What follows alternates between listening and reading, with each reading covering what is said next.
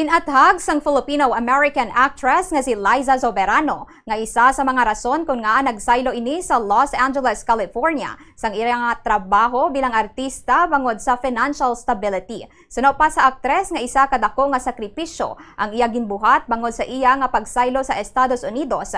Kinahanglan sini nga mag-umpisa liwat bilang isa ka bag-o nga artista sa US entertainment industry. Suno pa kay Soberano, dako ang nangin pagbag-o sang iya estilo sang lakip o kung lakip na diri ang pagkuha sa mga magagmay nga gig kag padayon nga pag-audition samtang nagagastos ang kwarta sa acting kag vocal lessons apesar pa nga wala sang kasiguraduhan. Dugang pa niya nga nangin mas bukas siya sa iya ginhalinan kag mga kabudlayan sa iya nga kabuhi. Dugang pa ni Liza apesar sa madamo nga pagpanghangkat, padayon sini sa gihapon nga ginaatubang ang mga naga-criticize sa iya nga may ara sa nga paghangop sa iya nga career.